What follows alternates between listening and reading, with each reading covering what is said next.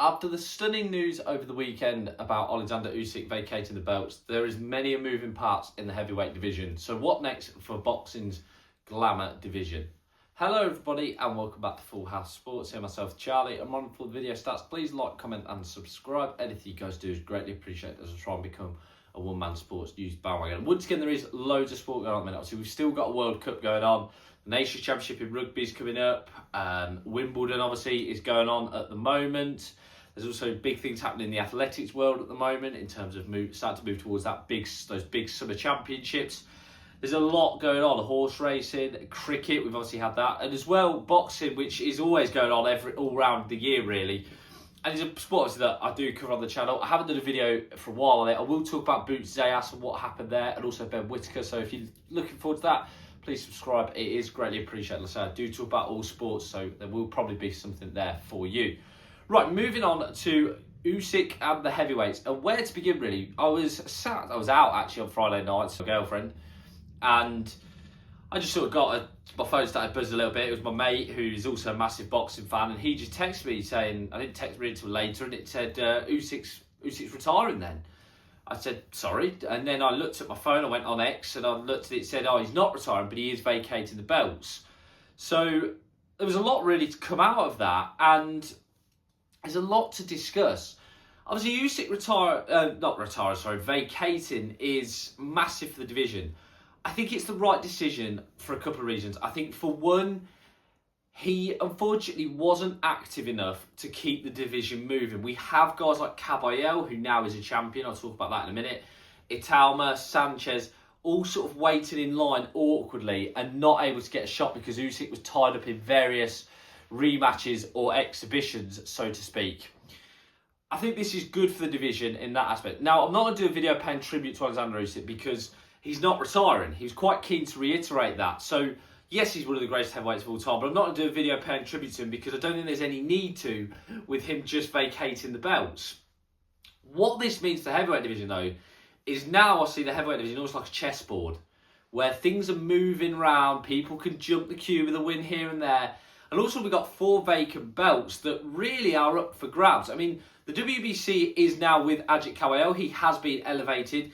But until he really makes defence of that, I'm not going to really call him a champion, so to speak. I mean, he has earned his right to be where he is. In my opinion, he's probably the 2nd or 3rd best heavyweight in the world, Caballero, at this moment in time. The WBA, Gassiev has been elevated. He is now a 2-weight world champion. I've got to say, I love watching Murat Gassiev fight. I remember when he was a cruiserweight and he got to the final, of course, of the World Boxing Super Series. He's done incredibly well to go up to heavyweight. He was the WBA regular. It's nice to the WBA as well elevate him instead of going down the route of having 2 champions still. It's good that he is now the WBA champion. He will defend against Tony Yoka. What a chance, by the way, for Tony Yoka. If he could beat Gassiev in Russia, he's then the world heavyweight champion, which I think when he was fighting in leisure centres in Telford would not have been where he'd have thought he would be. The WBA, obviously, we know is with Daniel Dubois. It looks like him and Fabio Woodley are going to go to that rematch.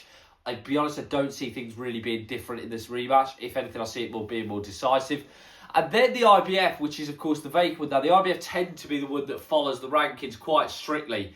I think it looks like it's going to be Frank Sanchez versus Bakhtir Jalolov. Now, I watched Jalolov on the Wardley Dubois undercard when I was there. In fact, I rushed in, like a lot of fans, I think, of little boxing nerds, rushed in to watch him fight. I was really unimpressed with him that night. I think Frank Sanchez will walk through him, absolutely no dramas whatsoever. But then, of course, we've got this this list of contenders waiting. Moses Italma is still there. Wardley, Hrgovic. Italma, Hrgovic becomes massive now. Wardley, I mean, it looks like he's going to get a shot.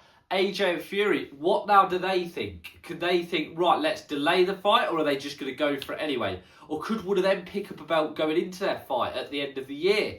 That's a potential. Even guys like Richard Riakporhe now are going to sit up Jared Anderson. Hopefully, if Piccoli can get himself back in shape, Joseph Parker, there's so many good names out there in this division to potentially have fights.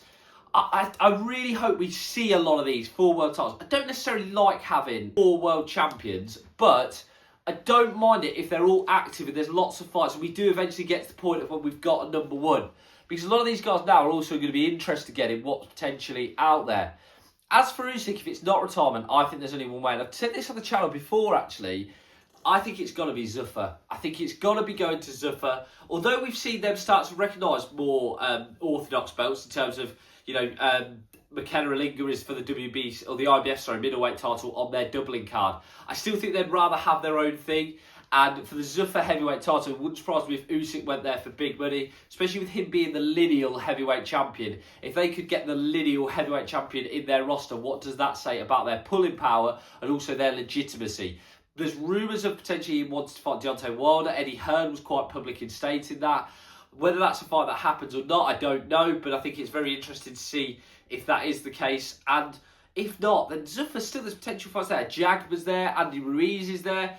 There's also Jai Opetaia, and if Zuffa made that fight, then wow, Usyk Opetaia. I mean, I'm getting well ahead of myself, and I don't know how much motivation there is left in the great Ukrainian, but I think there's going to be a lot of moving parts this heavyweight division, and I'm really intrigued to see how it develops within the next, so towards the end of the year and going into next year. As always, guys, let us know what you think. Please like, comment, and subscribe. Anything you guys do is greatly appreciated as I try to become more Mad Sports News bandwagon. As always, have a great day.